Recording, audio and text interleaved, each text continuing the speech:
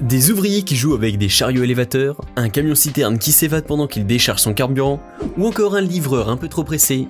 Installez-vous confortablement, voici des erreurs d'employés qui ont été filmées par des caméras. Promis, vous allez vous régaler. Voici comment joindre l'utile au désagréable. Ces deux hommes sont employés dans une concession de voitures. Un jour, ils eurent l'idée de réparer l'un de leurs outils qui attendait depuis déjà un bon moment qu'on le répare. Ils se sont donc emparés d'un vieux marteau qui traînait visiblement depuis l'an du Christ dans l'atelier. Pendant que l'un tenait fermement l'objet, l'autre martelait dessus avec le vieux marteau. Quand soudain, l'un d'eux leva une dernière fois son marteau afin de prendre de l'élan et pouvoir frapper encore plus fort. Sauf que le marteau a décidé de prendre une toute autre direction. La tête du marteau s'est séparée de son manche pour atterrir où ça? Dans le capot de la luxueuse voiture qui se trouvait derrière eux. Les deux hommes sont restés tout penauds devant l'énorme gourde qu'ils venaient de faire. Ils venaient clairement de cabosser une voiture neuve. Je ne sais pas s'il s'agissait d'une voiture mise à la vente ou la voiture de leur employeur, une chose est sûre, c'est qu'ils vont devoir payer très cher les dégâts. La prochaine fois qu'ils voudront s'improviser bricoleurs, ils penseront à vérifier l'état de leurs outils avant. La vie est une pente difficile à gravir, et ce n'est pas cet homme qui vous dira le contraire. Ce conducteur a pour travail de transporter de la marchandise. Ce jour-là, il devait mener à bon port de grandes bouteilles de bière, dans un restaurant qui se trouvait dans un endroit assez difficile d'accès. Pour y arriver, il devait gravir une longue pente ardue. Bon, son camion était assez costaud, vous me direz. En revanche, le conducteur a complètement oublié d'attacher sa marchandise à l'arrière, ce qui fait que les bouteilles se sont toutes retrouvées au sol, dévalant la pente une à une. Le souci, c'est qu'il ne se rendra compte qu'une fois arrivé à destination et qu'il voudra décharger sa cargaison. Pouf, plus de bière. Il devra repartir récupérer ses bouteilles dans l'espoir de les retrouver intactes et retourner encore une fois chez son client.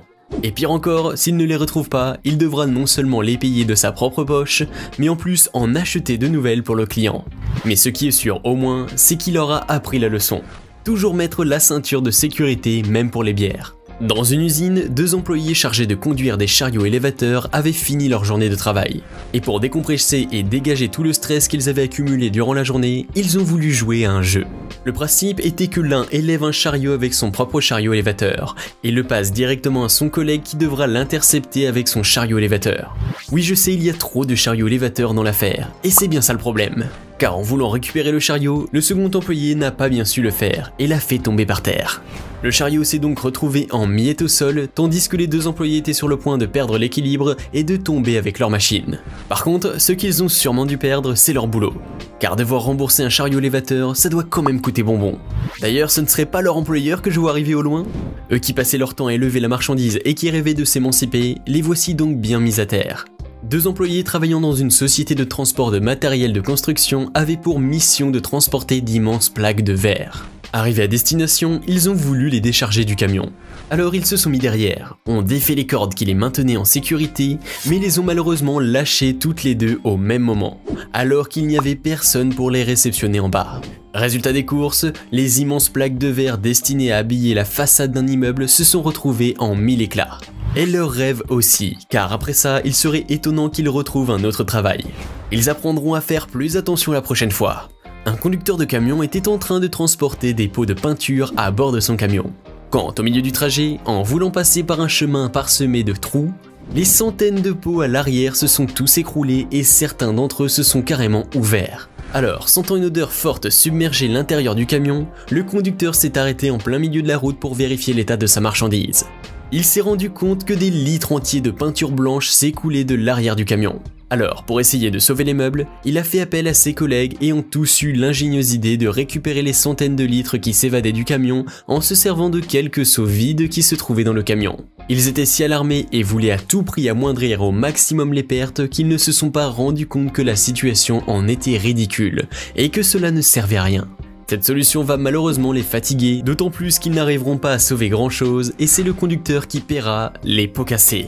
Il retournera certainement chez son employeur bien bredouille et là j'aimerais bien voir sa tête lorsqu'il lui annoncera la nouvelle. L'avantage qu'il aura tiré dans cette histoire, c'est qu'il aura au moins appris que cette solution est tout sauf efficace. Un groupe d'ouvriers était mobilisé sur un projet de construction qui devait avoir lieu sur le haut d'un immeuble. Mais ne voulant pas perdre trop de temps à monter les tonnes et les tonnes de marchandises, ils eurent l'idée de se servir d'une grue et de le faire en un seul coup. Sauf qu'ils ont un peu trop forcé sur cette dernière et ils ont tout mis sur le monte-charge de la grue, qui ne tenait que grâce à une simple corde.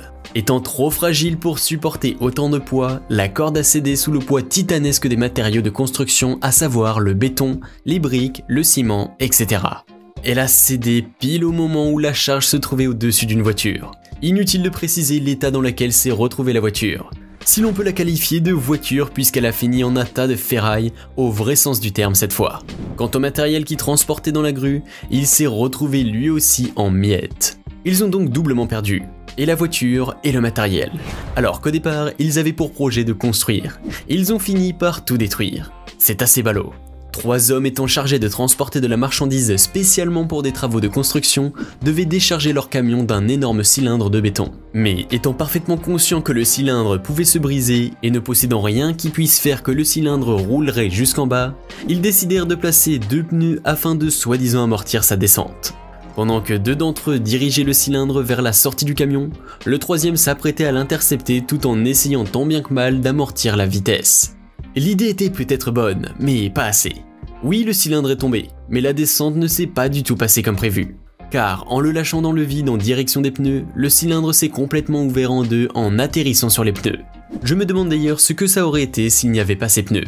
Les hommes sont restés hébétés et impuissants face à leur malheur et à leurs bêtises surtout. La prochaine fois ils essaieront le cube. Peut-être que ça fonctionnera cette fois-ci.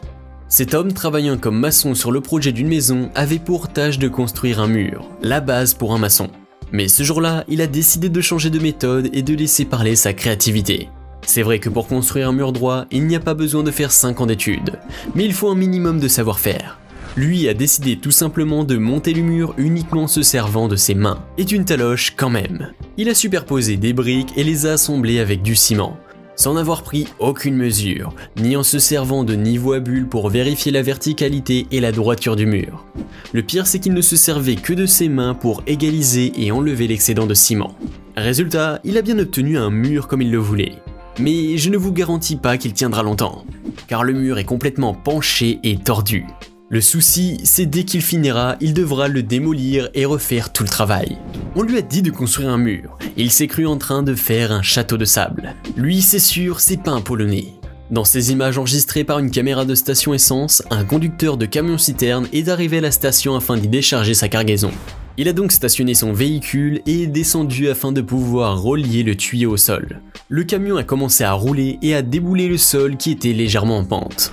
Les freins du camion qui étaient visiblement défectueux ont fini par céder au mauvais moment. Le conducteur, qui était également pompiste, a alors tenté de remonter dans le camion afin de pouvoir le freiner avant qu'il n'aille percuter les voitures puisque celui-ci se dirigeait vers la route.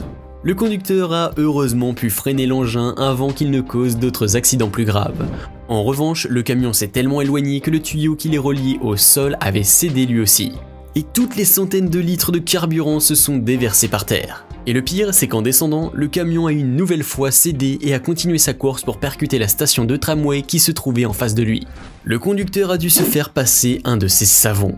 La journée a été si traumatisante que dorénavant, il vérifiera toujours l'état de ses freins avant de prendre le volant. Ce livreur venait d'intégrer la société de livraison américaine UPS. Ce jour-là, il avait plusieurs livraisons express à effectuer. Et pour honorer son travail, il a mis au point avec son collègue une stratégie d'enfer pour livrer les paquets le plus rapidement possible chez leur destinataire.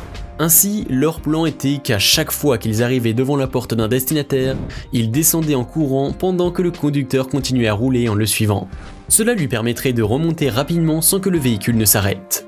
Le livreur pourrait alors jeter son paquet devant la porte, quitte à ce qu'il finisse en 1000 morceaux, rejoindrait très vite le camion en marchant et gagnerait à l'occasion plusieurs précieuses secondes. Sauf que le livreur, n'ayant pas parfaitement saisi la définition du mot « express », courait le risque de se faire prendre en flagrant délit. Et c'est justement ce qui s'est passé ce jour-là, puisqu'elle a été enregistrée par la caméra de sécurité de la maison du destinataire. Avec des preuves aussi solides contre lui, le livreur a certainement dû perdre son emploi. Voilà donc comment faire pour se retrouver au chômage le plus vite possible après s'être fait embaucher. Être un conducteur de navire à marchandises et ne pas pouvoir transporter ces dernières à bon port, c'est quand même le comble. En 2020, un conducteur de porte-conteneurs travaillant pour la société japonaise Ocean Network Express était aux commandes du MV-1 Apus. Il devait ce jour-là conduire plusieurs milliers de conteneurs de marchandises de Chine jusqu'aux États-Unis. C'est ainsi qu'il quitta le port chinois Yantian en direction de Long Beach. Mais en plein milieu du voyage, le conducteur fut pris par de très violentes intempéries au large du Pacifique.